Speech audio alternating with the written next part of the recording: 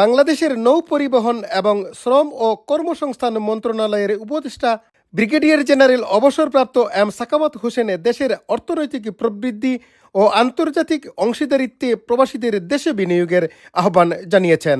In that country, 18 crore people live in that country. We feel safe. I don't think our women are scared of going out of Dhaka city alone.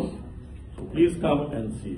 Just don't sit here and get into the propaganda of others. Seeing is believing. Yes. Please, I invite you. Please come.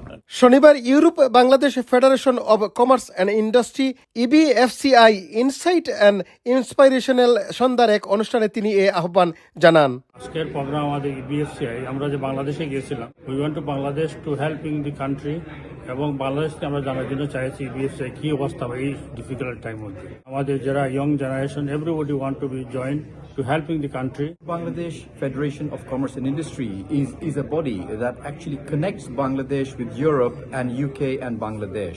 Trade and investment and partnerships encouraging.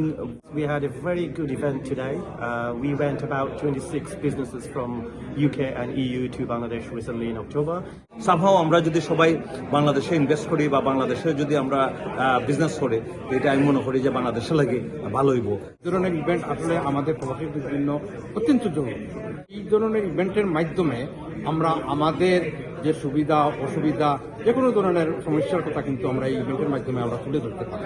লন্ডনের অভিজাত hotel Copthorne তারায় সংগঠনের president doctor Wali Tasruddin MBE, DBA, JP ও finance director Sami সানাউল্লাহর পরিচালনায় managing director Selim Sharif, Scottish parliamentarian Foysal Ahmed Chowdhury MBE, barrister Lutfur Rahman সহ যুক্তরাজ্যের ব্যবসায়িক সম্প্রদায়ের প্রতিনিধি, ইউরোপ এবং কানাডার ইবিএফসিআই সদস্যরা ও আর্থিক, প্রযুক্তি, স্বাস্থ্যসেবা, পর্যটন, শিক্ষা, জাহাজ নির্মাণ ও পরিবহন সহ বিভিন্ন শিল্প বাণিজ্যের পেশাজীবী ও বাংলা মিডিয়ার সাংবাদিকরা উপস্থিত ছিলেন।